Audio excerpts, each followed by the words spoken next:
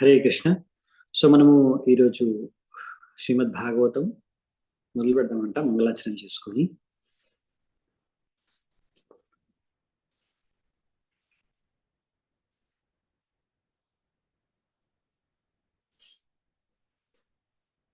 ఓం అజ్ఞానతిమిరాంధస్య జ్ఞానాంజనాశలాకయా చక్షోరున్మిళితం యేన తస్మై శ్రీ గురవే నమః. శ్రీచైతన్యమనోభీష్టం స్థాపితం యేన భూతలే స్వయం రూప కదా మహ్యం దదాతి స్వపదాంతికం.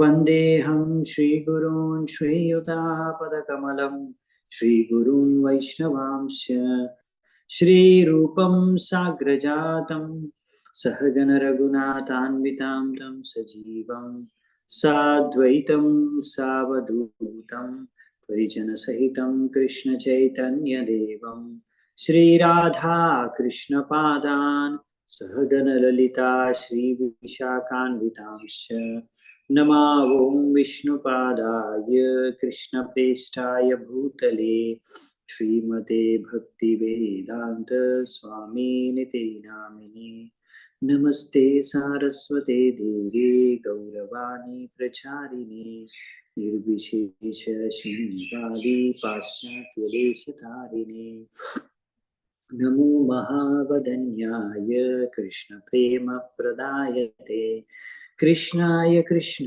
चैतन्य नामिने गौरत्विषे नमः. हे कृष्ण करुणा सिंधु दीनबंधु जगत्पते गोपेश गोपिका कांत राधा कांत नमोस्तुते.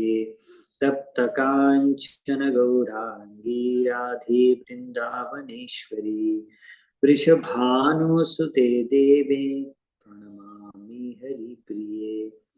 वाञ्छाकल्पतरुभ्यश्च कृपा सिन्धुभ्य एव च पतितानां पावनेभ्यो वैष्णवेभ्यो नमो नमः. जय श्री कृष्ण चैतन्य प्रभु नित्यानंद श्री अद्वैत गदाधर श्रीवासादि गौरभक्तवृंद. हरे कृष्णा कृष्ण कृष्ण हरे हरे हरे राम राम राम हरे हरे. హరే కృష్ణ. సో ఈరోజు మనం శ్రీమద్ భాగవతం 7వ స్కందం 9వ అధ్యాయం 18వ నంబర్ శ్లోకం నుంచి మనము కంటిన్యూ చేద్దామంట. ప్రహ్లాద్ మహారాజ్ యొక్క ప్రార్థనలు కంటిన్యూ చేస్తున్నాం మనము. सोहं प्रियस्य सुहृद परदेवताय लीला कथास्तव नृसिंह विरिञ्च गीता अंजस्थितर्म्यनुगृणन् गुणविप्रमुक्तो दुर्गानि ते पदयुगालय हंस संग. तो ఇక్కడ మనము చూస్తున్నాము ప్రహ్లాద్ మహారాజ్ ఏమంటాడంటే, ఓ నరసింహస్వామి, నీ యొక్క ప్రేమమయి భక్తి సేవలో, భక్తుల యొక్క సాంగత్యంలో, ఎవరైతే శుద్ధ భక్తులు ముక్త భక్తులు చేయడం ద్వారా నేను నా యొక్క ఈ 3 గుణాల యొక్క కలుషితాన్ని కూడా దీని నుంచి కూడా ముక్తునైవ్వగలను, ఇంకా నీ యొక్క గుణమహిమల్ని గానం చేయగలను. ఈ విధంగా నేను మీ యొక్క గుణమహిమల్ని గానం చేయాలనుకుంటున్నాను. బ్రహ్మదేవుడి యొక్క అడుగుజాడల్లో నడుచుకుంటూ ఆయన యొక్క పరంపరలోనే ఈ విధంగా నేను ఈ యొక్క భవసాగరాన్ని దాటాలనుకుంటున్నాను అని చెప్తారనమాట. సో అంటే మన భక్తుల యొక్క కర్తవ్యం ఏంటి అనేది ఇక్కడ మనకి ప్రహ్లాద్ మహారాజు వివరిస్తున్నారు అనమాట ఈ ప్రార్థన ద్వారా. సో ఈ విధంగా శ్రవణం కీర్తనం ఇది చేయాలి, అది భక్తుల సాంగత్యంలో. ఇది చేయడం ద్వారా అన్ని రకమైన మన భౌతిక కల్మషాలన్నీ కూడా తొలగిపోతాయి అని చెప్తున్నారు ప్రహ్లాద్ మహారాజ్. ఇది కూడా మనం పరంపరలో మనము శ్రవణ కీర్తనం అనేది చేయాలి. అంటే పరంపరలో చేయడం అంటే మనం పరంపరలో వినాలి. పరంపరలో వచ్చే భక్తుల నుంచి మనం వినాలి. అలాగే పరంపరలో విని అలాగే మనము పరంపరలోనే ఉన్న భక్తులతో సాంగత్యం చేయాలి. ఇది చాలా ఇంపార్టెంట్ అనమాట. చాలాసార్లు మన భక్తులు తెలియక తెలుసో తెలియకను లేకపోతే ఈ విషయం అంతగా ఇంపార్టెంట్ ఇవ్వకను చాలాసార్లు మనకి ఇప్పుడు పరంపరలో లేని వాళ్ళు కూడా తెలుగులో కానీ మీరు ఏ లాంగ్వేజ్ అయితే ఆ లాంగ్వేజ్లో మీరు ప్రవచనాలు ఇస్తుంటారు యూట్యూబ్లో కానీ బృందావన్లో కానీ అన్ని చోట్ల. సో అలా ఏ సాధువుల దగ్గరైనా వినకూడదు. మనం వాళ్ళు పరంపరలో ఉన్నారా లేదా, విశేషంగా మన ఈ ప్రామాణికమైన పరంపర. ఇప్పుడు ఎలాగైతే ఇక్కడ ప్రహ్లాదుడు అంటున్నాడు, ఆయన నారద ముని నుంచి అన్ని విన్నారు. నారద ముని మన పరంపరలో ఆచార్యులు. అవునా? సో మనది బ్రహ్మవద్వ గౌడీయ వైష్ణవ పరంపర. బ్రహ్మదేవుడి యొక్క అడుగు జాడల్లో నేను నడుచుకోవాలనుకుంటున్నాను అని. ఈ విధంగా అంటే మన ఆచార్యులు మహాజనులు వాళ్ళు మనకి ఏ యొక్క దారి చూపించారో ఆ దారిలో మనం వెళ్ళాలన్నమాట. ఆ విధంగా మనం భక్తి చేసుకోవాలి. తద్వారా మనం బాగా ఈ యొక్క భక్తి మార్గంలో ముందుకెళ్ళి అన్ని రకాల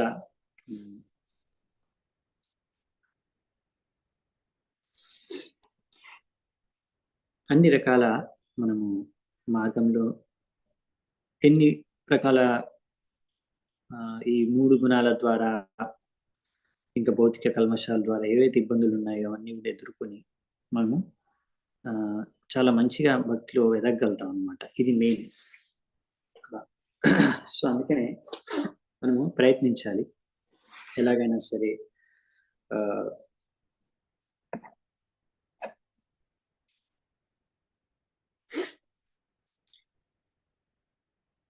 అందుకని ఇక్కడ అన్నారు మహాజనయేన గతాసో పంత.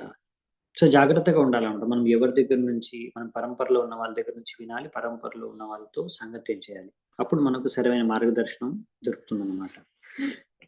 అది ఇక్కడ చెప్తున్నారు. మనం సక్సెస్ అవ్వగలుగుతాం స్పిరిచువల్ లైఫ్లో. సో నెక్స్ట్ 19వ శ్లోకం.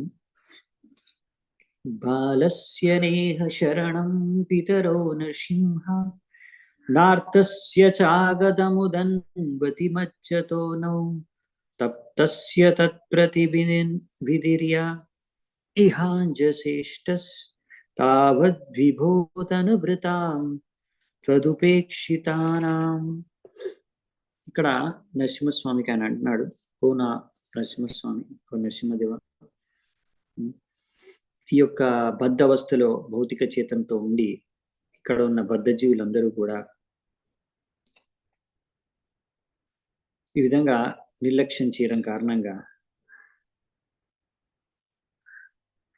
మీరు ఒకవేళ వాళ్ళని పట్టించుకోకపోతే వాళ్ళు ఏమాత్రం ప్రగతి సాధించలేరు. ఇంకా వాళ్ళు ఎటువంటి మార్గాల్ని అనుసరించిన ముక్తి పొందడానికి అవి తాత్కాలికంగా ఏమైనా వాళ్ళకి లాభం సమకూర్చొచ్చు, కానీ అవన్నీ కూడా అశాశ్వతమైనవి.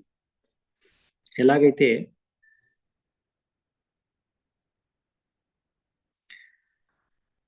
ఒక తల్లిదండ్రి వాళ్ళ యొక్క సంతానాన్ని, పిల్లల్ని రక్షించుకోలేరు, అలాగే ఒక డాక్టర్, వైద్యుడు, ఆయన లేకపోతే ఔషధాలు, మెడిసిన్స్ ఒక వ్యక్తిని, ఎవరైతే రోగి ఉన్నాడో అతన్ని ఆయన యొక్క బాధ నుంచి ముక్తి,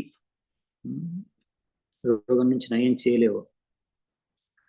ఎలాగైతే ఒక బోట్ అంటే ఒక పడవ సముద్రంలో మునిగిపోతున్న వ్యక్తిని రక్షించలేవు.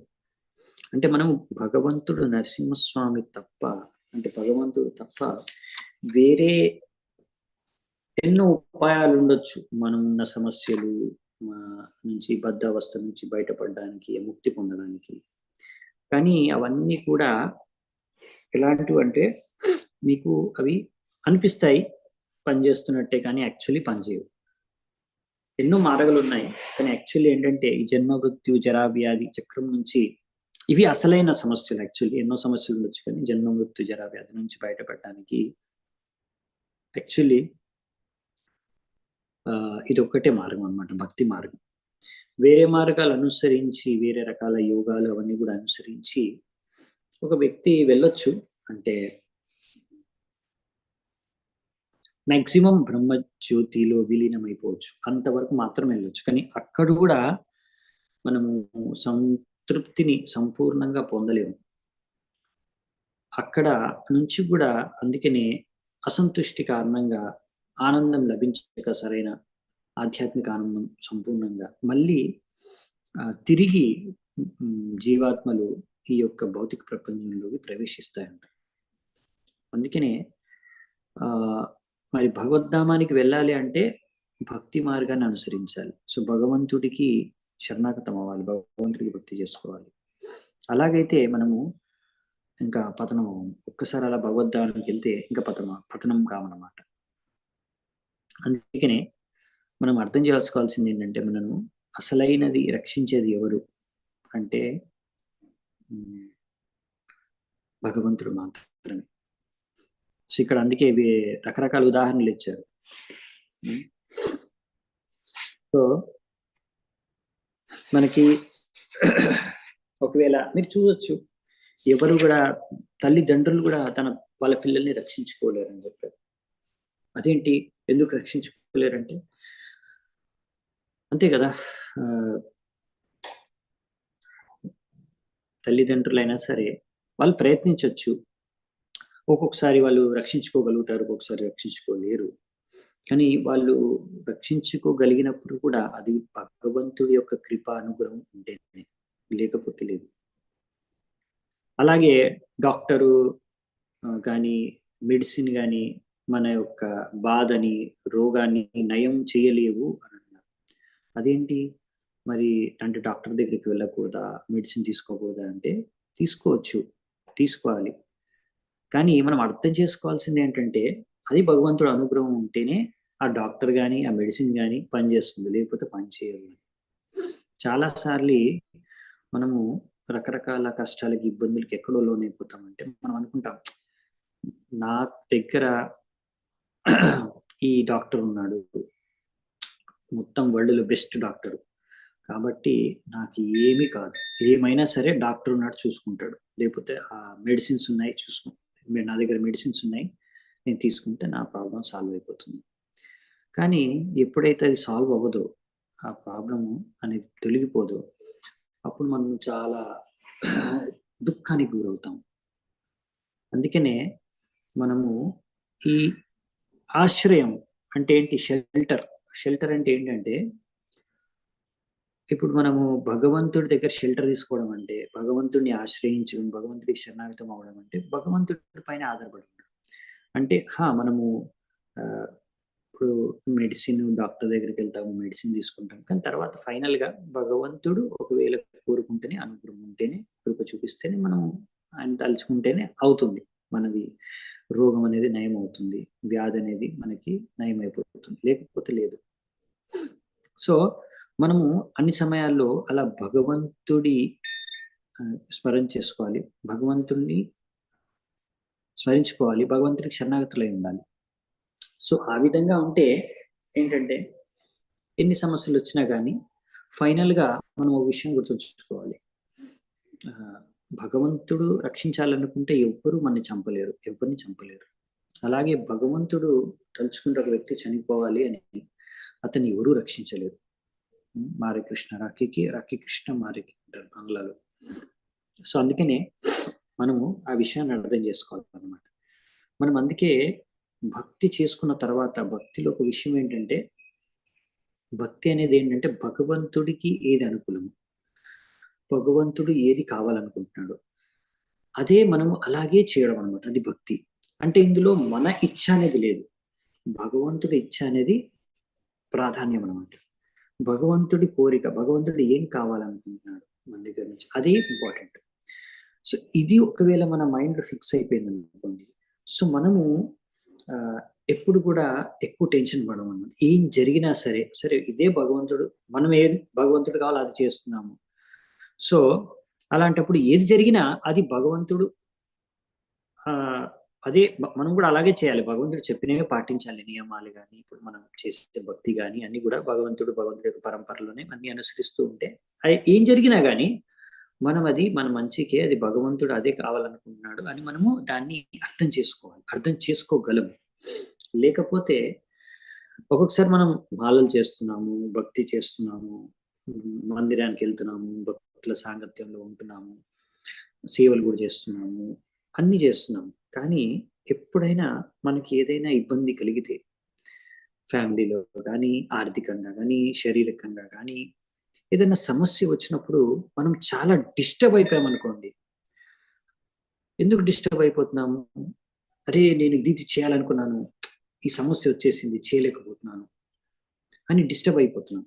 కానీ మీరు అది చేయాలి అనుకుంటున్నారు, కానీ అది మీరు చేయాలనుకుంటున్నారు, అది భగవంతుడు కూడా చేయాలి అని అనుకుంటున్నారు. మీరు అది భగవంతుడు చేయాలి అని అనుకుంటున్నారు, అది మీరే అనుకుంటున్నారు.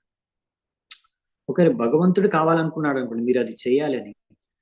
సో భగవంతుడు కావాలనుకుంటే మీకు దానికి తగ్గ సదుపాయాలు కానీ, శరీరం కానీ, ఫెసిలిటీస్ కానీ అన్ని ఇచ్చేస్తాడు. మనం ఏం కంగారు పడాల్సిన అవసరం లేదు. భగవంతుడు అన్ని అరేంజ్ చేసేస్తాడు. కానీ మనం ఒకటి మనకు కోరుకోవాలి.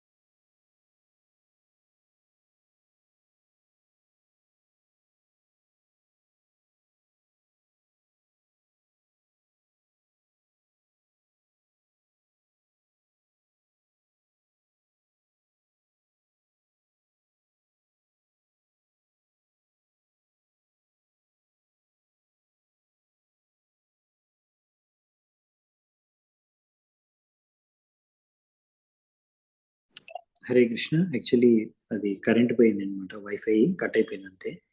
నేను మళ్ళీ కంటిన్యూ చేస్తున్నాను. 1 second. Okay. Hare Krishna. So మనము 19th శ్లోకం చర్చించుకున్నాము. సో అందుకని మనము భగవంతుడి కావాలనుకున్న చేస్తూ ముందుకెళ్తే మనకి ఏంటంటే పెద్ద సమస్యలు ఉండవు అనమాట. సో సో ఈ విషయాన్ని మనం అర్థం చేసుకోవాలి. భగవంతుడి కృప ఉంటేనే మనము ఆనందంగా ఉండొచ్చు అని. సో నెక్స్ట్ 20 నంబరవ శ్లోకం. యస్మిన్ యతో యర్హి యేన చ యస్య యస్మాత్ యస్మై యథా యదుతయస్త్వపరః పరో వా భావః కరోతి వికరోతి పృథక్ స్వభావః సంచోదితస్తదఖిలం భవతః స్వరూపం. ఓ భగవంతుడా, ఈ యొక్క ప్రపంచంలో, భౌతిక ప్రపంచంలో ప్రతి ఒక్కరు కూడా ఈ 3 గుణాల యొక్క ఆధీనంలో ఉన్నారు. సో ఈ యొక్క అంటే సత్వరజ తమో గుణాల యొక్క ప్రభావితులై ఉన్నారు ఈ 3 గుణాల ద్వారా. బ్రహ్మ దగ్గర నుంచి తీసుకొని చిన్న చీమ వరకు కూడా ఈ విధంగా అందరూ కూడా 3 గుణాల ద్వారా ప్రభావితమై ఉన్నారు.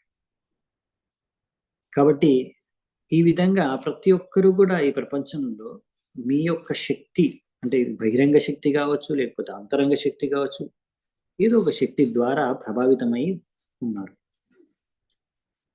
ఈ యొక్క ఇప్పుడు బద్ధజీవులందరూ కూడా ఈ యొక్క 3 గుణాల యొక్క ప్రభావితం, మీ యొక్క బహిరంగ శక్తి యొక్క ప్రభావం ద్వారానే పనిచేస్తున్నారు.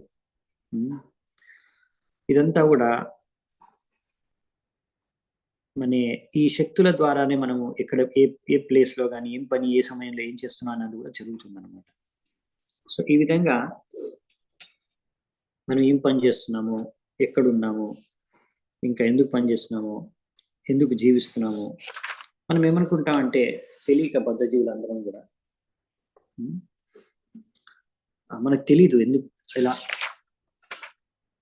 అన్ని కూడా ఈ యొక్క మీ యొక్క శక్తి అండర్లోనే జరుగుతున్నాయి, బహిరంగ శక్తి అండర్లోనే.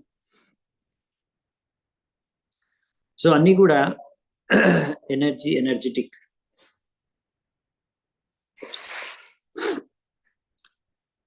ఇవన్నీ కూడా మీ దగ్గర నుంచి వచ్చాయి, ఇంకా మీ యొక్క కంట్రోల్లోనే ఉన్నాయి. బేసికలీ చెప్పేది ఏంటంటే ఇక్కడ అన్ని కూడా మీ కంట్రోల్లోనే ఉన్నాయి, అందరూ కూడా మీ కంట్రోల్. చాలా మంది అనుకుంటారు కదా మేము ఫ్రీడమ్, మేము భక్తి చేయట్లేదు కాబట్టి మేమేం భగవంతుడి కంట్రోల్లో లేము, మేమేం భగవంతుడి యొక్క అండర్లో లేము, మా ఇష్టం వచ్చినట్టు మేము చేయొచ్చు, మేము మా ఇష్టం వచ్చినట్టు మేము చేసుకుంటాము అని అనుకుంటూ ఉంటారు. కానీ యాక్చువల్ అలా కాదనమాట. ప్రతి ఒక్కరు కూడా వాళ్ళకి ఇష్టం వచ్చింది వాళ్ళు చేయట్లేదు. ఆ యొక్క గుణాల యొక్క ప్రభావం ద్వారా గుణాలు వాళ్ళ చేత రకరకాల పనులు, కార్యాలు, కర్మలు చేపిస్తున్నాయి అనమాట. అఫ్కోర్స్ వాళ్ళు ఎప్పుడో కోరుకున్నారు ఆ విధంగా చేయాలని. సో ఆ విధంగానే గుణాలు చేపిస్తున్నాయి అన్నమాట. కానీ ఆ కోరికలు కూడా కారణం గుణ సంగస్య. తో ఈ విధంగా మనకు ఒక రకమైన గుణాల యొక్క సాంగత్యం ద్వారా ఒక రకమైన కోరికలు, కర్మలు చేయాలని పుట్టడం. కర్మణా దైవనేతేన జంతుర్దేహోపపత్తయ. అందుకే ఆ విధంగా మనకు ఒక రకంగా కర్మలు చేసుకున్న కారణంగా ఒక రకమైన శరీరం లభిస్తుంది. ఆ శరీరం అంటే ఎందుకు అలా పర్టికులర్ శరీరం లభించిందంటే ఆ శరీరము ఒక్కొక్క శరీరం ఒక్కొక్క గుణం ద్వారా ఎక్కువగా ప్రభావితమై ఉంటుంది. అలా అన్నమాట. మనకి ఎటువంటి శరీరం లభించిందంటే ఆ శరీరమే మనకు ఒక క్రైటీరియా అన్నమాట. మనకి ఎందుకు ఈ శరీరం లభించింది, ఈ శరీరము ఒక్కొక్కరి శరీరము ఒక్కొక్క గుణం ద్వారా ఎక్కువగా ప్రభావితమై ఉంటుంది. అలా అన్నమాట. ఇప్పుడు బ్రాహ్మణులకి కూడా ఒక రకమైన శరీరం ఉంటుంది, క్షత్రియులకి ఒక రకమైన శరీరం ఉంటుంది అన్నమాట. శరీర స్థలంలో కూడా తేడాలు ఉంటాయి. అంటే మనం చూస్తాం కదా, శాస్త్రంలో చెప్తారు కదా, సపోజ్ రామాయణంలో చెప్తారు. ఇప్పుడు రాముడు వెళ్తుంటే అడవిలో కొంతమంది చూసి ఓ ఇతను ఇప్పుడు రాజు యొక్క వేషంలో లేడు, కానీ వీళ్ళని చూస్తుంటే, రాముని చూస్తుంటే నాకు ఈయన క్షత్రియుడు, ఒక రాజు అనిపిస్తుంది. ఆ లక్షణాలు ఉంటాయి అన్నమాట శరీరంలో. పాండవులు వనవాసంలో ఉన్నా కానీ కొంతమంది చూసి వాళ్ళని, వీళ్ళు బ్రాహ్మణుల వేషంలో ఉన్నారు కానీ వీళ్ళ శరీరం చూస్తే మాత్రం క్షత్రియుల్లాగా అనిపిస్తుంది అని. అంటే ఏంటంటే మనకు శరీరం లభిస్తుంది అంటే ఒక శరీరం లభించి, అలాగే జంతువుల శరీరాలు కూడా ఒక్కొక్క శరీరంలో ఉన్న జంతువు ఒక్కొక్క గుణం ద్వారా ఎక్కువగా ప్రభావితం అవుతుంది. సో మనం అనుకోవచ్చు నాకు ఇష్టం వచ్చినట్టు నేను చేస్తున్నాను, కానీ అట్లా కాదనమాట. మనం ఏ గుణం ద్వారా ఎక్కువ ప్రభావితం అవుతామో ఆ విధంగా మనం వ్యవహరిస్తూ ఉంటాం. ఈ గుణాల యొక్క సాంగత్యం కారణంగా అందుకే మనం 3 గుణాలకు కూడా అతీతం కావాలన్నమాట. అదనమాట. ఈ విధంగా సో అందుకే ఇక్కడ చెప్పారనమాట. మనం ఎన్నో కోరికలు కోరుకుంటూ ఉంటాము. తద్వారా మనకు పరమాత్ముడే శాంక్షన్ చేస్తాడు. తద్వారా 3 గుణాల యొక్క ప్రభావం ద్వారా మనం రకరకాల కోరికలు కోరుకుంటాం. యాక్చువల్లీ ఇదంతా ఒక కాంబినేషన్ అన్నమాట. అందుకనే మనము ఈ 3 గుణాల నుంచి బయట పడాలి అంటే, మనం భగవంతుడికి శరణాగతం అవ్వాలి. భక్తుల యొక్క సాంగత్యంలో ఉండాలి. ఇవన్నీ మనకెందుకు చెప్తున్నారంటే, తద్వారా మనము ఈ గుణాల యొక్క ప్రభావంలోంచి బయటపడి, మనము భగవంతుడి యొక్క అంతరంగ శక్తి, భగవంతుడి యొక్క శిక్షణలు, లేకుంటే భక్తుల యొక్క సాంగత్యం ద్వారా, ఈ ప్రభావం ద్వారా మనము భగవంతుడికి భక్తి చేసుకోగలం. అందుకే మనకు అసోసియేషన్, సాంగత్యం అనేది చాలా ఇంపార్టెంట్ అనమాట. యాక్చువల్లీ మనం దేనితో అసోసియేట్ అవుతాం, దేనితో సాంగత్యం చేస్తున్నాం. ఇప్పుడు మనం భాగవతం చదువుతున్నప్పుడు, వింటున్నప్పుడు ఏంటంటే భాగవతంతోని మనం సాంగత్యం చేస్తున్నాం. అవునా? ఒకవేళ ఇక్కడ శ్లోకం మీరు చదువుతారంటే ఇది ఎవరు చెప్పారు? ఇది ప్రహ్లాద మహారాజు చెప్పాడు ఈ శ్లోకం. అంటే మనం ప్రహ్లాద మహారాజు యొక్క సాంగత్యాన్ని పొందుతున్నాం. తర్వాత తాత్పర్యం చదువుతున్నాం. తాత్పర్యం ఎవరు చెబుతున్నారు? మనకి ఇది ప్రభుపాదుల వారు ఇచ్చారు. అంటే ప్రభుపాదుల వారి సాంగత్యాన్ని మనం తీసుకుంటున్నాం.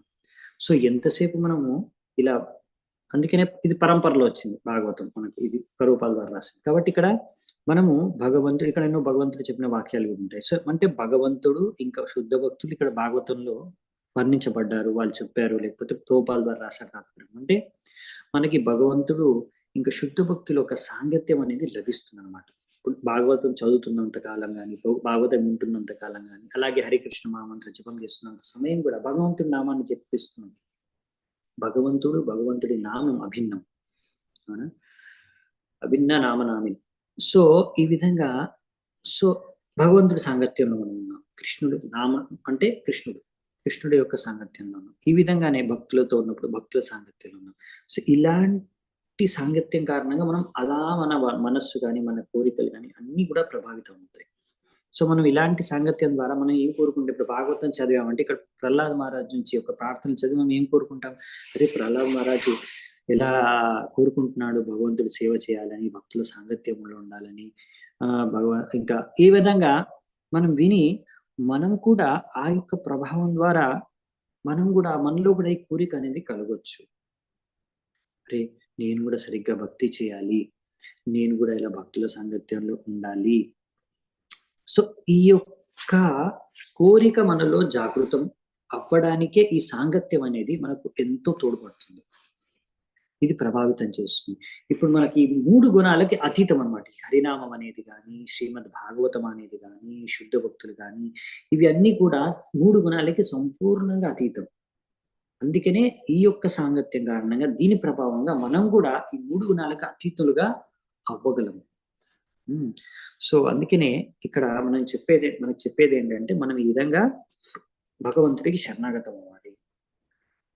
సో భక్తిలో ఈ విధంగా మనము భగవంతుడి యొక్క డైరెక్ట్ కంట్రోల్లో వచ్చేసేయాలి. ఇప్పుడు ఏంటంటే మనము అందరూ భగవంతుడి కంట్రోల్లోనే ఉన్నారు. భగవంతుడికి చాలా శక్తులు ఉన్నాయి. మేజర్గా ఇప్పుడు అంతరంగ శక్తి, బహిరంగ శక్తి. ఎవరైతే భగవంతుడికి శరణాగతులు అయిపోతారో, దైవీం ప్రకృతిం ఆశ్రిత, వాళ్ళు మహాత్ములు, వాళ్ళను డైరెక్ట్ గా భగవంతుడి యొక్క అంతరంగ శక్తి కంట్రోల్ చేస్తుంది. భగవంతుడి యొక్క అంతరంగ శక్తి కంట్రోల్ చేయడం అంటే ఏంటి అంటే, భగవంతుడి యొక్క అంతరంగ శక్తి ఏం చేస్తుంది అంటే, ఇప్పుడు వీళ్ళు ఎలాగో శరణాగతులు అయిపోయారంటే మనం అగ్రి అయిపోయి అనమాట. భగవంతుడు శరణాగతం అంటే ఏంటి? భగవంతుడు ఏం కావాలనుకుంటాడో అదే మేము చేస్తాము, అంతా భగవంతుడి కృప ద్వారానే జరుగుతుంది, అంతా మేము భగవంతుడి పైన ఆధారపడి ఉన్నాము, అలా అనమాట. సో ఓకే, అప్పుడు అంతరంగ శక్తి ఏం చేస్తుంది? ఓకే, వీళ్ళు భగవంతుడు ఏం కావాలో అదే వీళ్ళు చేయాలనుకుంటున్నారా? సరే, సో భగవంతుడు ఏం కావాలో అదే మీ ద్వారా చేపిస్తుంది అన్నమాట అంతరంగ శక్తి. అదే మనము భగవంతుడికి శరణాగతులు కాకపోతే కూడా భగవంతుడి కంట్రోల్లోనే ఉంటాం. ఎలా? బహిరంగ శక్తి కంట్రోల్లో ఉంటాం. బహిరంగ శక్తి కంట్రోల్లో ఉంటే ఏమవుతుందంటే, అక్కడ 3 గుణాలు కంట్రోల్ చేస్తాయి మన ఎలా కంట్రోల్ చేస్తాయి? సో మనకి ఏం భౌతిక కోరికలు ఉన్నాయి? ఓ నీకు ఈ కోరిక ఉందా? సరే, దాని ప్రకారం ఇంకా నువ్వు ఏం కర్మలు చేసావు దాని ప్రకారం నీకు ఒక శరీరాన్ని ఇస్తారు. కాబట్టి నువ్వు ఆ కోరికలు, నీ భౌతిక కోరికలు పూర్తి చేసుకోవచ్చు. అలా చేసుకునే క్రమంలో మనం ఇంకా ఎన్నో రకాల వస్తువులు, విషయాలు, వ్యక్తులు, ఇంకా గుణాలుతో సాంగత్యం చేసి ఇంకా రకరకాల కోరికలు పుట్టడం, ఇంకా రకరకాల కర్మలు చేసుకోవడం, అలా కోరికల్ని తీర్చుకుంటూ, కర్మలు చేసుకుంటూ ఆ యొక్క రకరకాల శరీరాలు మారుస్తూ ఆ చక్రంలో తిరుగుతూనే ఉంటాం అన్నమాట. అలా బందీ అయిపోయి ఉంటాం ఇక్కడ. ముక్తులవ్వలేము. అందుకనే మనము ఇప్పుడు మనం ఏమనుకుంటున్నామంటే, అరే! నేను ఇది నేను నేను నేను నా ఐడెంటిటీ ఏంటి? నేను ఒక భారతీయుడిని, లేకపోతే నేను ఒక బ్రాహ్మణుడిని, లేకపోతే నేను ఒక జాబ్ చేస్తాను, ఒక బిజినెస్ మ్యాన్‌ని, లేకపోతే నేను ఒక వర్కర్‌ని. ఇలా నేనొక ఎన్నో మనము బాధ్యతల్ని మనము అనుకుంటున్నాం. ఇవన్నీ నా బాధ్యతలు, భౌతికంగా నా నా యొక్క ఉపాధులు అని. తద్వారా నేను ఇవన్నీ కార్యాలు చెయ్యాలి అని. సో, అలా చేయాలని కోరుకోవడం, అలా చేయడం మళ్ళీ చేస్తూ ఎన్నో రకాల కోరికలు పుడతాయి. ఆ కోరికలతో మళ్ళీ ఇంకా చేయాలని ఇంకొక శరీరాల్లోకి ఎంటర్ అవుతాం. ఈ విధంగా నడుస్తుందనమాట. అందుకే మనకి భక్తిలో ఇవన్నీ ఉపాధులు వదులుకోవాలి. మనం ఉపాధులు వదులుకొని భక్తి చేసుకోవాలి. సర్వోపాధి వినిర్ముక్తం తత్పరత్వేన నిర్మలం హిరిషికేన రిషికేశ సేవనం భక్తిరుచ్యతే. సో, ఎప్పుడైతే మనం డైరెక్ట్‌గా భగవంతుడి అండర్‌లో ఇలా ఎప్పుడైతే భక్తి సేవ చేసుకుంటామో, ఇవన్నీ ఉపాధులు వదిలేసుకొని, అప్పుడు అసలైన భక్తి హ్మ్. జరుగుతుందనమాట. అప్పుడు మన యొక్క ఆధ్యాత్మిక జీవితం అనేది మొదలవుతుంది, ముందుకెళ్తుంది. దీన్నే అంటారు స్వరూపేణ అవస్థితి.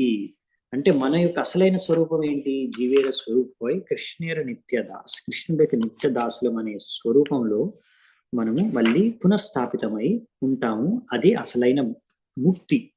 సో, ఆ విధంగా మనము ఈ భౌతిక ప్రపంచం నుంచి ముక్తి పొందుతాం. 21వ శ్లోకం. మాయా మనః సృజతి కర్మమయం బలీయః కాలేన చోదిత గుణానుమతేన పుంసః ఛందోమయం యదజయార్పిత షోడశారం సంసార చక్రమజకో తితరే త్వదన్యః. సో నెక్స్ట్ ఈ శ్లోకంలో ఏం చెప్తున్నారంటే 21వ శ్లోకం. ఇలా ఓ భగవంతుడా, మీరు ఈ విధంగా మీ యొక్క అంశాలుగానే ఎన్నో రకాల శరీరాలు సృష్టించబడ్డాయి ఈ యొక్క సృష్టిలో మీ యొక్క బహిరంగ శక్తి ద్వారా. అంతే కదా, బహిరంగ శక్తి సృష్టిస్తుంది ఇక్కడ మన శరీరాలన్నీ కూడా మన కోరికల అనుసారంగా, కర్మల అనుసారంగా, సమయం కాలానుసారంగా. ఈ విధంగా మన మనస్సు కోరికల ప్రకారం రకరకాల శరీరాల్లో బందీ అయిపోయాము మనం కోరికలు తీర్చుకోవడానికి. సో కర్మకాండ ప్రకారం జనాలు కోరికలు తీర్చుకోవడానికి కర్మకాండం కూడా అనుసరిస్తూ ఉంటారు. సో ఇలా మనమందరము కూడా ఎవరైతే బందీ అయిపోయినామో భగవంతుడి యొక్క శరణాగతులై మనం ఈ బంధనం నుంచి ముక్తి పొందవచ్చు అని చెప్తున్నారు అన్నమాట ప్రహ్లాద మహారాజ్. సో ఇక్కడ భగవంతుడు సర్వంతర్యామి, సర్వవ్యాపి, అన్ని చోట్ల వ్యాపింపబడ్డాడు. అహం సర్వస్వ ప్రభు అన్ని కూడా భగవంతుడి నుంచే వచ్చాయి. అవునా? సో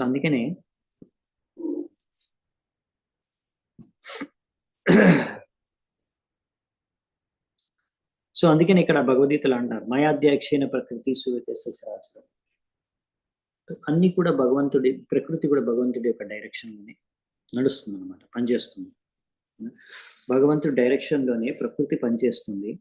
అలాంటప్పుడు మన ఎప్పుడైతే మనం భక్తి చేయాలనుకుంటామో అప్పుడు భగవంతుడి యొక్క ప్రకృతి మనం వదిలేస్తుంది.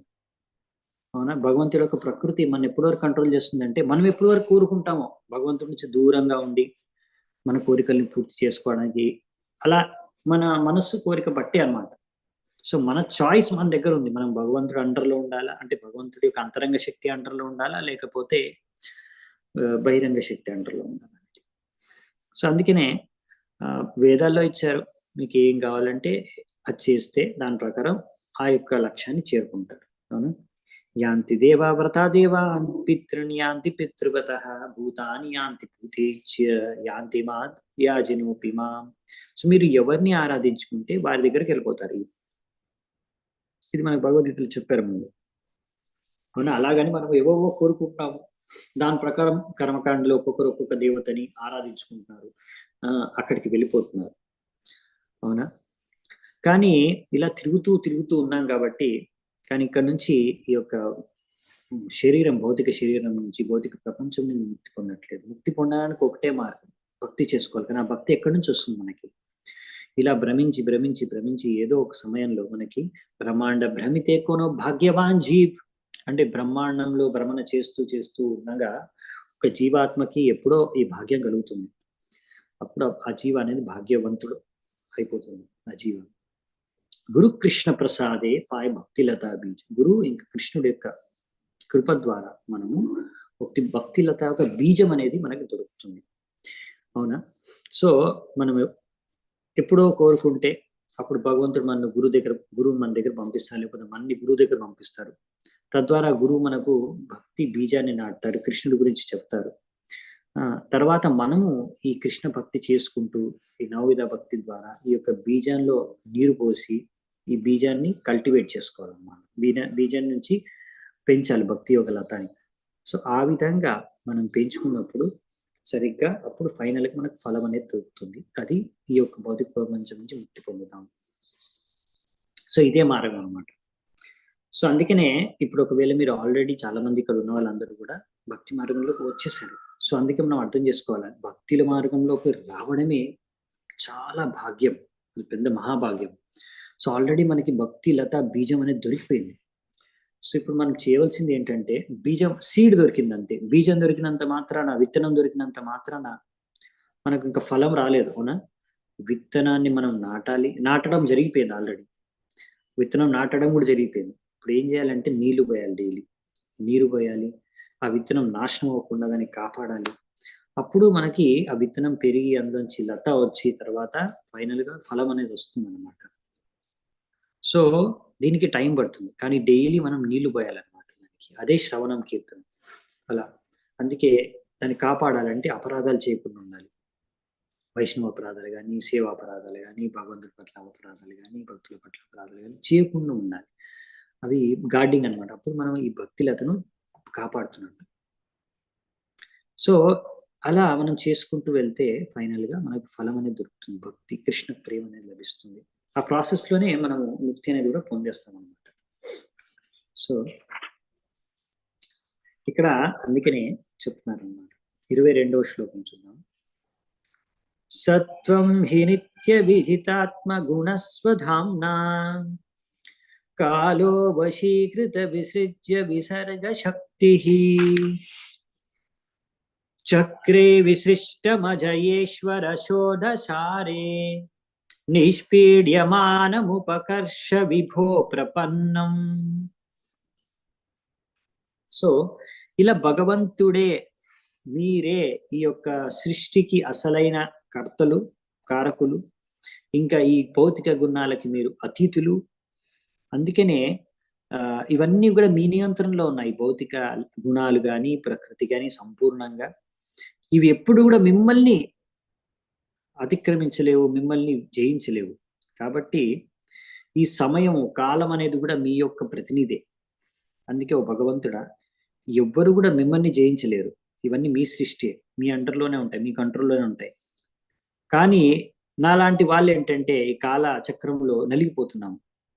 అందుకనే నేను మీ దగ్గర శరణాగతుడిని అవుతున్నాను. మీ యొక్క పాద పద్మాల దగ్గర నేను శరణం తీసుకుంటున్నాను అని ఇక్కడ ప్రహ్లాద్ మహారాజ్ ఏంటంటే క్లియర్గా వ్యక్తం చేస్తున్నారు అన్నమాట. ఈ యొక్క ప్రార్థనలో, ఇప్పటి వరకు మనం చూసిన ప్రార్థనలో, నేను మీకు శరణాగతం అవ్వాలనుకుంటున్నాను, నేను శరణాగతుడిని అవుతున్నాను. ఎందుకు అవుతున్నాను? ఎందుకంటే మీరే దిక్కు, ఇంకెవ్వరు దిక్కు లేరు నాకు ఇంకా ఈ యొక్క బంధనం నుంచి ముక్తి పొందడానికి. ఎందుకంటే అంతా కూడా మీ నియంత్రణలోనే ఉంది, అంతా మీ కృప ద్వారానే జరుగుతుంది. కానీ దానికి మీకు శరణాగతులు అవుతేనే కదా భగవంతుడు మనకు శరణం ఇచ్చేది. భగవంతుడు మనకు శరణం ఇచ్చేది మనము కోరుకున్నప్పుడే. ఫోర్స్ఫుల్ గా భగవంతుడు మనని లాక్కొని ఆయన దగ్గర పెట్టుకోలేదు. అవునా? మనం వెళ్ళాలనుకున్నప్పుడే భగవంతుడు సరేరా అంటాడు. అవునా? కాబట్టి మనము ఇలా భగవంతుడికి శరణం అయినప్పుడే మామేవయే ప్రపద్యంతే మాయాం ఏతాం తరంతితే, అప్పుడే మాయ నుంచి పడగలం, ముక్తులవ్వగలం ఈ ప్రకృతి నుంచి, మాయ నుంచి, జగత్తు నుంచి. అందుకనే భగవంతుడు చెప్పాడు, నాకు శరణాగతులు అవ్వండి, సర్వధర్మాన్ని పరిత్యజ్య మోక్షయిషామి మాశ్చ అని చెప్పారు ఫైనల్ గా. నేను మీకు ఇస్తాను మోక్షాన్ని సందర్భంగా. నెక్స్ట్ మనం చూస్తాం ఇప్పుడు 23, 24, 25 శ్లోకాల్లో ఇక్కడ ఆయన యొక్క ఎక్స్పీరియన్స్, ప్రహ్లాద్ మహారాజు ఆయన చూసింది, ఆయన అనుభవించింది, ఆయన అనుభవాన్ని షేర్ చేస్తారన్నమాట. అది కూడా బాగుంటుంది, చూద్దాం. 23వ శ్లోకం. దృష్టా మయా దివి విభో కిల దిష్ణ్యపానాం ఆయుః శ్రియో విభవ ఇచ్చతి యాంజనోయం యస్మత్ పితుః కుపితః స విజృంభితభ్రూ విస్ఫూర్జితేన లులితా సతుతే నిరస్తః. ఓ భగవంతుడా, సాధారణమైన జనాలు పైలోకాలకి, స్వర్గలోకాలకి వెళ్ళాలనుకుంటారు. ఎందుకంటే అక్కడ ఎంతో పెద్ద ఆయువు ఉంటుంది, చాలా రోజులు బతకొచ్చు, మంచి సుఖాలు అనుభవించడానికి రకరకాల సౌకర్యాలు, సదుపాయాలు ఉంటాయి, ఐశ్వర్యం ఉంటుంది. కానీ ఇవన్నీ కూడా నేను చూశాను. మా యొక్క తండ్రి జీవితంలోనే నేను అన్ని చూసేశాను. ఎప్పుడైతే నా తండ్రి కోపంతో నవ్వేవాడు వెటకారంగా, అటు దేవతల్ని చూసుకుంటూ, వాళ్ళందరూ కూడా, దేవతలందరూ కూడా నా యొక్క తండ్రి యొక్క కనుబొమ్మల యొక్క సైగకి వణికిపోయేవారు. నా తండ్రి ఎంత శక్తివంతుడు అంటే దేవతలందరూ కూడా వణికిపోయారు. అటువంటి మా తండ్రి ఒక్క క్షణంలో ఇప్పుడు మొత్తం బూడిదైపోయాడు. అంటే మొత్తం ఫినిష్. ఆయన వాళ్ళ తండ్రి హిరణ్యకశిపుడు అంటే చనిపోవడానికి ఎక్కువ సమయం పట్టలేదు. భగవంతుడు వచ్చాడు, చాలా తక్కువ సమయంలో ఆయన ఫినిష్ చేశాడు. ఎంతో శక్తివంతం, ఎంతో పవర్ఫుల్ అతను, అవునా? సో అదేవిధంగా ప్రహ్లాద్ అంటున్నాడు, నేను అన్ని చూశాను మా తండ్రి. మీరు చాలా మంది స్వర్గానికి వెళ్ళాలనుకుంటున్నారు, కానీ హిరణ్యకశిపుడు స్వర్గాన్ని అంతా కూడా కంట్రోల్ చేశాడు, అన్ని దేవతల్నే కంట్రోల్ చేశాడు. అటువంటి శక్తివంతమైన వ్యక్తి ఆయన చనిపోవడానికి ఒక క్షణం పట్టలేదు, ఒక క్షణంలో ఫినిష్ అయిపోయాడు. కాబట్టి ఎంత పెద్ద పెద్ద వాళ్ళు ఈ ప్రపంచంలో వచ్చారు, పోయారు, అవునా? నెపోలియన్, హిట్లర్, సుభాష్ చంద్రబోస్, గాంధీ, వీళ్ళందరూ కూడా పెద్ద పెద్ద వ్యక్తులు, ఎంతో ఖ్యాతిని, ఎంతో సంపాదించారు, ఎంతో ప్రభావశాలి వ్యక్తులు. కానీ వాళ్ళందరూ కూడా ఇప్పుడు లేరు, అవునా? సో ప్రహ్లాద్ మహారాజ్ చెప్తున్నాడు, నేను హిరణ్యకశిపుని చూశాను. కాబట్టి ఇవన్నీ ఈ భౌతిక ప్రపంచంలో ఇవన్నీ కూడా శాశ్వతమైనవి కావు, ఇవంతా ఇంపార్టెంట్ విషయాలు కాదు. ఈ విధంగా ఎంత భౌతికంగా మనం ఎంత సాధించినా అవన్నీ కూడా మనల్ని శాశ్వతంగా మనం జీవించే విధంగా చేయలేవు. ఎందుకంటే హిరణ్యకశిపుడు అమరుడు అవ్వాలనుకున్నాడు, భౌతికంగా ప్రయాసం చేసి, భౌతికంగా శక్తివంతుడై అన్ని సంపాదించి, కానీ అవ్వలేకపోయాడు. ఎందుకంటే అమరులు అవ్వాలంటే పద్ధతి అది కాదు. అందుకనే మనం అర్థం చేసుకోవాలి, వైష్ణవులు భౌతికంగా ఎంత శక్తిశాలి, ఎంత శక్తి సంపాదించినా, ఎంత సంపద సంపాదించినా అది మనకు ఏం మాత్రము ముక్తిని ఇవ్వడానికి పనికిరాదు అని. అందుకనే మనము భగవంతుడికి శరణాగతం అవ్వాలి. 24th. సో తస్మాదమూస్తనుభృతామహమాశిషోజ్ఞ ఆయుః శ్రియం విభవమైంద్రియమావిరించైత్ నేచ్యామి తే విలులితాన్ ఉరువిక్రమేణ కాలాత్మనోపనయమాం నిజభృత్య పార్శ్వం. ఇప్పుడు ఏమంటున్నారంటే నిజభృత్య పార్శ్వం, ఎవరైతే నీ యొక్క అసలైన సేవకులు, పార్షదులు, వాళ్ళ యొక్క సాంగత్యం, వాళ్ళ యొక్క శరణంలోకి వెళ్ళి వాళ్ళకు సేవ చేసుకోవాలనుకుంటున్నాను నేను, నీ యొక్క శుద్ధ భక్తుల యొక్క సేవకుడిగా నేను మారాలనుకుంటున్నాను. ఎందుకంటే నాకు ఈ మొత్తం ప్రపంచం యొక్క అనుభవం వచ్చేసింది, మొత్తం భౌతిక ప్రపంచాన్ని చూసేసాను నేను మా తండ్రి యొక్క జీవితంలోనే. బ్రహ్మ దగ్గర నుంచి చీమ వరకు అన్నిటిని చూసేసాను నేను. సమయం కాలం అయిపోయిందంటే ఆ వ్యక్తి ఎవరైనా సరే బ్రహ్మ నుంచి చీమ వరకు ఫినిష్ అయిపోవాల్సిందే. అందుకనే ఈ అనుభవంతో చెప్తున్నాను. నాకు ఇవేమీ అవసరం లేదు. నాకు ఇవేమీ అక్కర్లేదు. నాకేం కావాలి?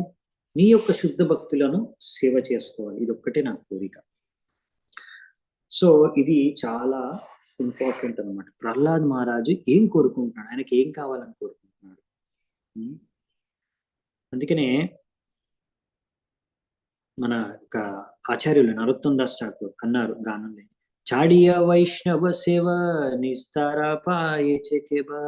అంటే ఒకవేళ మీరు భౌతిక ఈ యొక్క గుణాల యొక్క ప్రభావం నుంచి, మాయ నుంచి తప్పించుకోవాలనుకుంటే, మిమ్మల్ని మీరు రక్షించుకోవాలనుకుంటే, ఈ 3 గుణాల నుంచి అతీతులు అవ్వాలనుకుంటే మీరు ఏం కావాలి?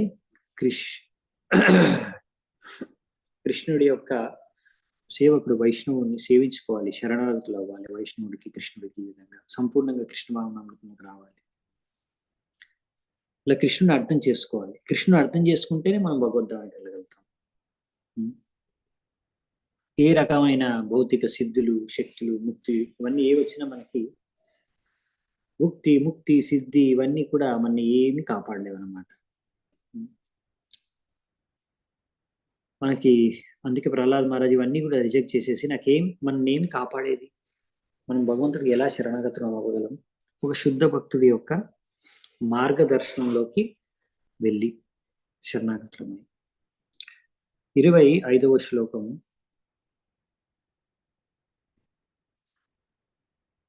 కుత్ర శిశశ్రుతి సుఖా మృగతృష్ణి రూపాః వేదం కలేవరమశేష రుజాం విరూహ నిర్విద్యతేన తు జనో యదపీతి విద్వాన్ కామానలం మధులవై శమయం దురాపై.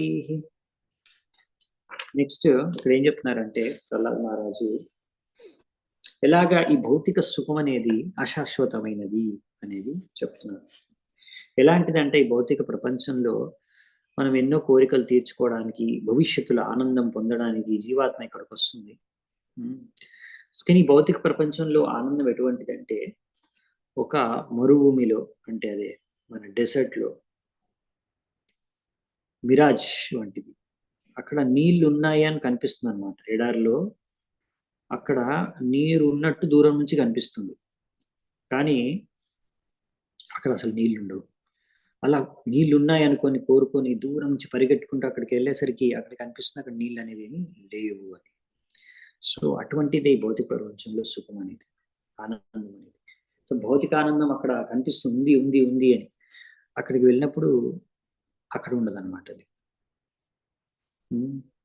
ఈ శరీరం ద్వారా మనం సుఖాన్ని అనుభవించాలనుకుంటున్నాం, కానీ ఈ శరీరం అనేది ఏంటి?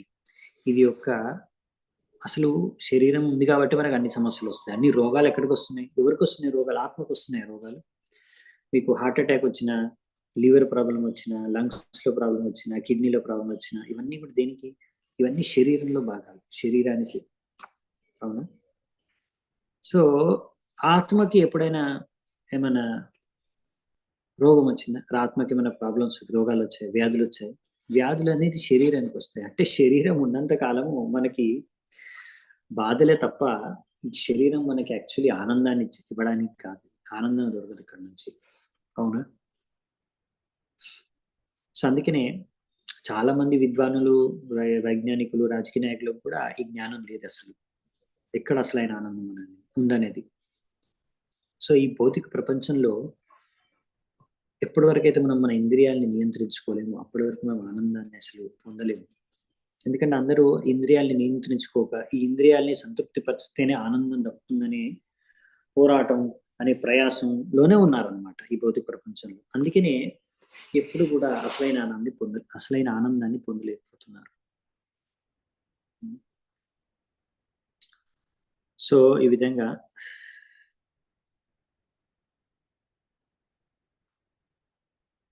విధంగా మనము ఇక్కడ ఇంద్రియాల ద్వారా ఆనందాన్ని పొందడం ఏంటంటే, ఇక్కడ ఆల్రెడీ భగవద్ మహాదావాగ్ని, ఇక్కడ ఆల్రెడీ అగ్ని, ఫైర్ కాల్చేస్తుంది అనమాట.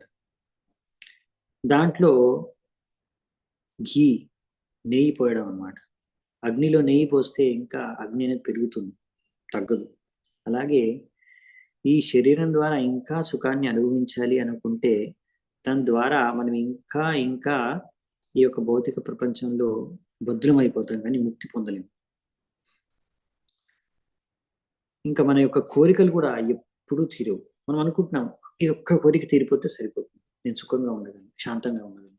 కానీ ఇంకా కోరికలు పుడతాయి. ఒక కోరిక తీర్చుకుంటే ఇంకో కోరిక పుడుతుంది, ఎన్నో కోరికలు పుడతాయి, ఒకటి కాదు అలా. అందుకనే ఇక్కడ ఉన్న సుఖం, మీకు అనిపించే సుఖం భౌతిక ప్రపంచంలో, అది మనల్ని ఇంకా ఇంకా దుఃఖానికి గురి చేస్తుంది. అప్పుడు ఏదో కొంచెం సుఖం దొరికినట్టు తాత్కాలికంగా అనిపిస్తుంది, కానీ అది మనకు భవిష్యత్తులో ఇంకా ఎంతో దుఃఖాన్ని అనుభవించడానికి కారణం ఉంటుందన్నమాట. అంతే కదా, ఈ భౌతిక సుఖాన్ని పొందడానికి రకరకాల కర్మలు చేసుకొని ఇక్కడ ఉండిపోతున్నాము, రకరకాల దుఃఖాన్ని అనుభవిస్తున్నాము. ఎందుకంటే ఇప్పుడు ఉన్న దుఃఖాలన్నీ కూడా శరీరం ఉంది కారణంగానే.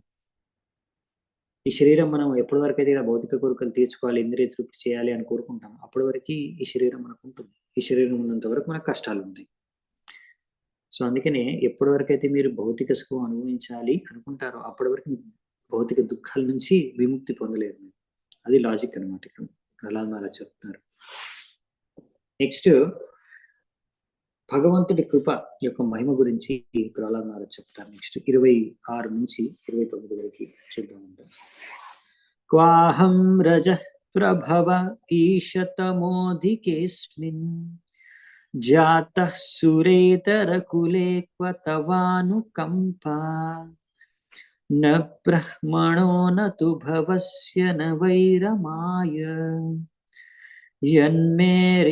యన్మేర్పిత శిరసి పద్మకర ప్రసాదః. భగవంతుడా, ఎందుకంటే నేను ఇటువంటి జన్మ నాకు దక్కింది, ఇటువంటి పరివారంలో ఎక్కడైతే రజతమో గుణాల యొక్క ప్రభావం ఎక్కువగా ఉంటుందో. కాబట్టి ఇది నా పరిస్థితి, ఎటువంటి పరిస్థితిలో ఉన్నా నేను పుట్టాను. కానీ మీ యొక్క కృప అనేది అసీమం, అనంతమైన కృప మీది, అకారణమైన కృప మీరు చూపించారు. ఇటువంటి కృప నాకు చూపించారు బ్రహ్మ, శివ, లేకపోతే ఈ లక్ష్మీదేవి కూడా అటువంటి కృప చూపించలేదు. ఏం కృప అంటే మీరు మీ యొక్క అభయహస్తాన్ని నా తలపైన పెట్టారు. ఇటువంటి కృప మీరు ఎవరికి చూపించలేదు, నాపై చూపించారు. సో ఈ విధంగా ఆయన కృతజ్ఞత వ్యక్తం చేసుకుంటున్నాడు అనమాట ప్రహ్లాద్ మహారాజు. ఎందుకంటే భగవంతుడు నరసింహస్వామి ఈ విధంగా ఆయన కృప చూపించారు.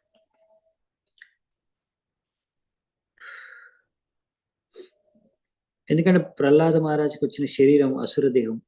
అది ఎప్పుడు అసురుల యొక్క దేహం అంటే ఎక్కువగా రజోగుణం, తమోగుణం చేత ప్రభావితమై ఉంటుంది. అలాంటి వారికి భగవంతుడి కృప దొరకడం అనేది అంత ఈజీ కాదు. కానీ ఇక్కడ ప్రహ్లాద మహారాజుకి లభించింది భగవంతుడి కృప. అందుకని ప్రహ్లాద మహారాజు చెప్తున్నాడు అనమాట, ఇలా కృతజ్ఞతను వ్యక్తం చేసుకుంటున్నాడు. ఈ విధంగా ఇక్కడ మనకి ప్రభుపాద గారు రాశారు.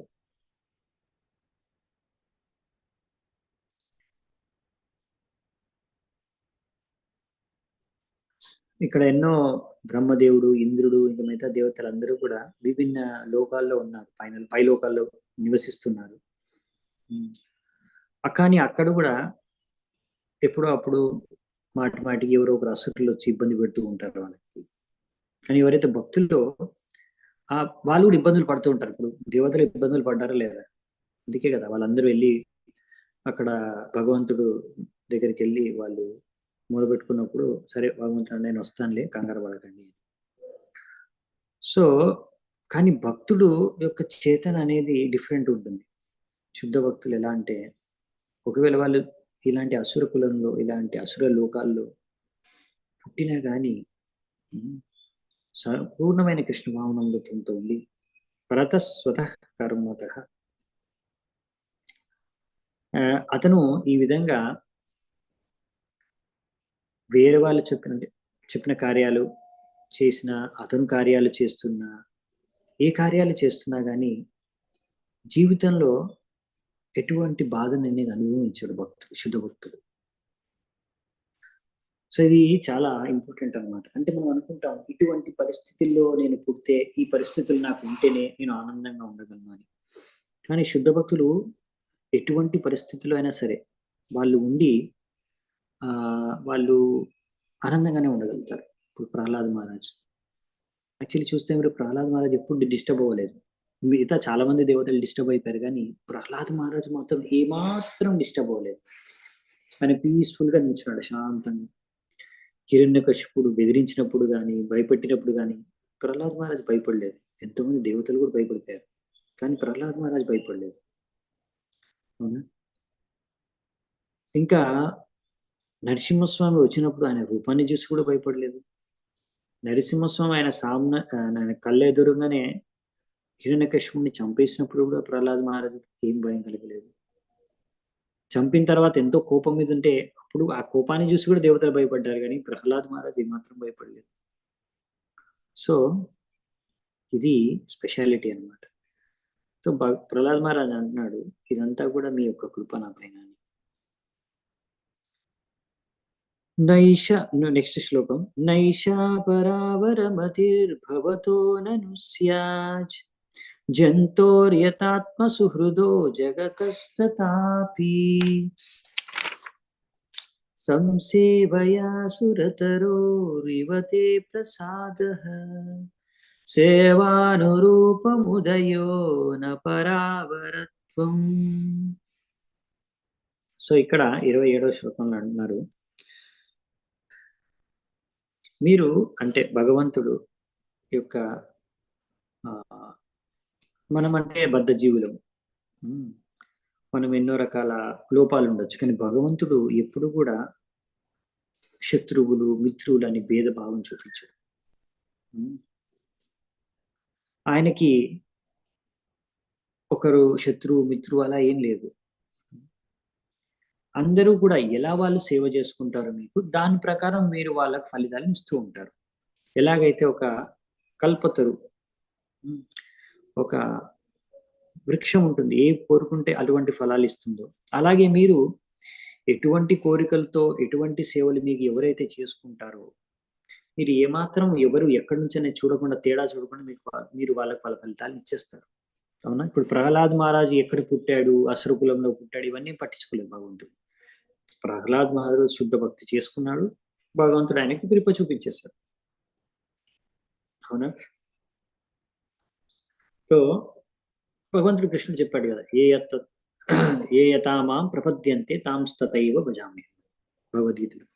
సో, ఎలా మనము భగవంతుడికి శరణాగతులైతే భగవంతుడు కూడా మనకు అలాగే మనతో మనకు కృప చూపిస్తాడనమాట. మనకు ఆదాన ప్రదానం జరుగుతుంది. హ్మ్. సో, అది మన మీద డిపెండ్ అయ్యి ఉంటుంది. మనం ఎలా భగవంతుడికి శరణాగతులైతే భగవంతుడు మనకు అలాగే కృప చూపిస్తాడు. అందుకనే మనము ఎప్పుడైనా సరే ఏది కావాలనుకున్నా గాని మనం అనుకోవచ్చు, అరే నేను ఆ స్థలంలో లేను. 'ప్రహ్లాద్ మహారాజు' ఉండే అంత ఉ ఉన్నతమైన పొజిషన్‌లో లేను. అలా మీరు అనుకోవచ్చు. కానీ అలాగనేసి నాకేవో కోరికలున్నాయి. ఆహ్, నేను ఏం చేయాలి మరి? వేరే దేవత దగ్గరికెళ్ళాలా? లేదు. మీరు ఎక్కడికెళ్ళాల్సిన అవసరం లేదు. ఎవ్వరి దగ్గరికెళ్ళాల్సిన అవసరం లేదు. ఎందుకంటే మీరు ఎవరి దగ్గరికెళ్ళి ఎవరిని ఆరాధించుకుంటే మీరు అక్కడికే ఎళ్తారు. భగవద్ధామానికెళ్ళరు. ఎ కాబట్టి మీరు భగవద్ధామానికెళ్ళాలనుకుంటే మనము కృష్ణుడిని ఆరాధించుకోవాలి. భగవంతుడిని ఆరాధించుకోవాలి. విష్ణువుని ఆరాధించుకోవాలి. అకామः సర్వకామో వా మోక్షకామా ఉదారది తీవ్రేణ భక్తి యోగేన యజేత పురుషం పరం. భగవంతుడికి భక్తి చేసుకోవాలి. ఎందుకు అంటే ఒకవేళ మనకి ఎటువంటి కోరికలున్నా సరే మీరు భగవంతుడికి భక్తి చేసుకోవడం మొదలుపెడితే, ప్రాసెస్ ఫాలో అవ్వడం మొదలుపెడితే ఏమవుతుందంటే మెల్లిమెల్లిగా మన చేతన అనేది చేంజ్ అవుతుంది. మెల్లిగా మన చేతన అనేది శుద్ధమవుతుంది. ఆ యొక్క భక్తి యొక్క ప్రభావం కారణంగా మనం ఆధ్యాత్మిక ఉన్నతి చేసి ఒకరోజు శుద్ధ భక్తుల స్థాయికి వెళ్ళగలుగుతాం. అవకాశం ఉంది. ఓకే. అందుకనే మనం ప్రయత్నించాలి భగవంతుడికి ఈ విధంగా భక్తి చేసుకోవడానికి. నెక్స్ట్ 28వ నంబర్ శ్లోకం. ఏవం జనం నిపతితం ప్రభవాహి కూపే కామాభికామమనుయః ప్రపతన్ ప్రసంగాత్ కృత్వాత్మసాత్ సురసిణా భగవన్ గృహీతః సోహం కథం ను విసృజే తవ భృత్య సేవాం. ఇక్కడ ఏమంటారంటే 28వ నంబర్ శ్లోకంలో, నేను ఏం చేయాలనుకుంటున్నాను, తవ భృత్య సేవాం. తవ భృత్య సేవాం అంటే ఏంటి? మీ యొక్క సేవకుడి యొక్క సేవ. భృత్య అంటేనే సేవకుడు. మీ యొక్క సేవకుడి యొక్క సేవ చేయాలనుకుంటున్నాను. ఇది చాలా ఇంపార్టెంట్. అవునా? మన చైతన్య మహాప్రభు కూడా చెప్పిన ఫిలాసఫీ అదే కదా, గోపీ భర్త పథకమలయూర్ దాసాను దాసాను దాసాను. అంటే మనము డైరెక్ట్ కృష్ణుడి యొక్క దాసులు అవ్వకూడదు. మనం ఏం కోరుకోవాలంట, ఆయన దాసుల యొక్క దాసులు అవ్వాలి. ఇప్పుడు ప్రహ్లాద్ మహారాజ్ అదే కోరుకుంటాడు, మీ దాసుల యొక్క దాసును అవ్వాలనుకుంటున్నాను నేను. ఏమంటారంటే, నా యొక్క భౌతిక కోరికల కారణంగా నేను ఇటువంటి అంధకూపంలో, ఎక్కడైతే ఎన్నో విషపూరితమైన సర్పాలు ఉన్నాయో, ఇటువంటి అందరితో పాటు నేను కూడా ఈ గోతిలో పడ్డా. కానీ ఈ యొక్క భౌతిక ప్రపంచంలో నేను పడ్డాను నా యొక్క కర్మలు కోరికల కారణంగా. కానీ మీ యొక్క సేవకుడైన నారద ముని నన్ను శిష్యుడి రూపంలో గ్రహించి మీ గురించి నాకు తెలియజేసి నన్ను భక్తి మార్గంలోకి తీసుకొచ్చాడు. కాబట్టి నా తక్షణ కర్తవ్యం, మొదటి కర్తవ్యం ఆయనకు సేవ చేసుకోవడం, మీ సేవకుడికి సేవ చేసుకోవడం. ఆయన సేవను నేను ఎలా త్యాగం చేయగలను అని అంటున్నాడు. చూసారా, మనం ఎప్పుడైనా సరే, అందుకనే మనము ఏ గురువులైతే, ఏ భక్తులైతే మనని భక్తి మార్గంలోకి తీసుకొచ్చారో, భక్తి మార్గంలో నుంచి మనని భగవంతుడి వైపు తీసుకెళ్తున్నారు భక్తి మార్గంలో, సో వారిని ఎప్పుడు కూడా మనం మర్చిపోకూడదు. ఇంకా వారి సేవను ఎప్పుడు కూడా వదిలేయకూడదు. సో ఇక్కడ ప్రహ్లాద మహారాజుకి డైరెక్ట్ భగవంతుడు ప్రత్యక్షమై నీకు ఏం కావాలి అని కోరుకున్నా కానీ, ఆయన ఫస్ట్ డైరెక్ట్గా మీ సేవ చేసుకోవాలనుకుంటున్నానని కోరుకోవట్లేదు. ఆయన ఏమంటాడు, నేను నారద ముని ద్వారా మిమ్మల్ని సేవించుకోవాలనుకుంటున్నాను, నారద ముని సేవ చేయాలనుకుంటున్నాను. సో ఇది శుద్ధ భక్తుల యొక్క చేతన లక్షణం. ఇలా మనం అందుకనే పరంపర ద్వారా, గురు పరంపర ద్వారా మనము భగవంతుడికి సేవ చేసుకోవాలి. ఈ విధంగా సేవ చేసుకుంటేనే భగవంతుడు మన సేవను స్వీకరిస్తాడు. డైరెక్ట్ గా నేను భగవంతుడు చేసుకుంటాను, మధ్యలో ఈ గురువు ఏంటి, ఆచార్య ఏంటి, శుద్ధ భక్తులు ఏంటి, వీళ్ళందరూ నాకు ఎందుకు మధ్యలో, నేను భగవంతుడు మధ్యలో ఎవరు ఉండకూడదు. అలా ఉండకూడదు అనుకుంటే మరి భగవంతుడు మీ సేవను మరి స్వీకరించరు. మరి తాందేరా చరణ సేవి భక్త సనివాష్ జనమే జనమే హోయే అభిలాష్. సో నరోత్తమ్ దాస్ ఠాకూర్ కూడా ఇదే శుద్ధ భక్తులు ఆచార్యులు కోరుకుంటున్నారు. ఏమనుకుంటున్నారు, నేను ఎల్లప్పుడూ తాందేరా శరణ సేవి భక్త సనివాష్, భక్తుల యొక్క సాంగత్యంలో ఉండి వాళ్ళ యొక్క పాదపద్మాలకు సేవ చేసుకోవాలనుకుంటున్నాను. ఇప్పుడు జనమ జనమ హోయే అభిలాష్. సో నాకు డైరెక్ట్ గా మహాప్రభుకి, భగవంతుడికి సేవ చేయడం కన్నా డైరెక్ట్ గా నేను భగవంతుడి యొక్క భక్తులకి సేవ చేయాలనుకుంటున్నాను. జన్మ జన్మాంతరం, ఈ జన్మ మళ్ళీ తర్వాత జన్మలో. సో మనకి కృష్ణుడు దొరుకుతాడు కూడా, అది కూడా గురువు యొక్క కృప ద్వారా. అవునా? మనకి ఎలా దొరికాం, మనం ఎలా భక్తి మార్గంలోకి వచ్చాం? ఎవరో మనకి భక్తి మార్గంలోకి తీసుకొచ్చారు, ఎవరో ఒకరు. మీరు అనుకోవచ్చా, నేను పుస్తకం చదివేసి భగవద్గీత చదివి డైరెక్ట్గా భక్తిలోకి వచ్చాను, నాకు ఎవరు భక్తి గురించి చెప్పలేదు. కానీ భగవద్గీత చదివిన, భగవద్గీతలో ప్రభుపాదులు వారు ప్రీచింగ్ చేశారు. అవునా? ప్రభుపాదులు వారి తాత్పర్యాలు చదివి భక్తిలోకి వచ్చారు. కాబట్టి మీరు ఆ విధంగా అయినా కానీ ప్రభుపాదులు లాంటి శుద్ధ భక్తులని మీరు సేవ చేసుకోవాలి. సో అందుకే ఇదంతా మన కర్తవ్యం. ఎవరైతే ఇస్కాన్లో ఉన్నామో అందరం కూడా ఈ ప్రభుపాదులు వచ్చి మనకు మెయిన్ శిక్షకుడు, ఆయన నుంచి నేర్చుకుంటున్నాం. కాబట్టి మనం ఈ ప్రభుపాద యొక్క మిషన్, ఈ ఇస్కాన్ ప్రభుపాద స్థాపించారు, ఇందులో మనము ప్రభుపాదులు వారు మనకు నేర్పించిన ఈ శిక్షణని ప్రచారం చేసి సేవ చేసుకొని ఆయనకి ఈ విధంగా సేవ చేసుకోవచ్చు. ప్రభుపాదులకు మన గురువుకి సేవ చేసి, మన అందరు గురువులు కూడా ప్రభుపాదుల వారి ఇస్కాన్లోనే సేవ చేస్తున్నారు, ప్రభుపాదకి సేవ చేసుకుంటున్నారు.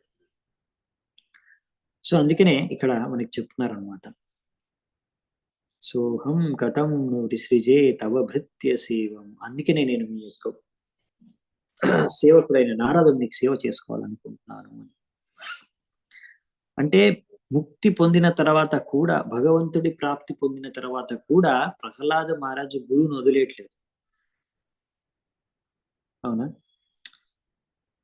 సో మనకు అందుకనే ప్రభుపాల్ వారు ఒకసారి చెప్తారు కూడా తన శిష్యులకి, నేను మీకు ఒక ఆధ్యాత్మిక గురువుని కాదు, అదొక పదవి, కానీ నేను అసలు మీకు ఒక ఆధ్యాత్మిక పిత, అది కూడా శాశ్వతమైన పిత అని.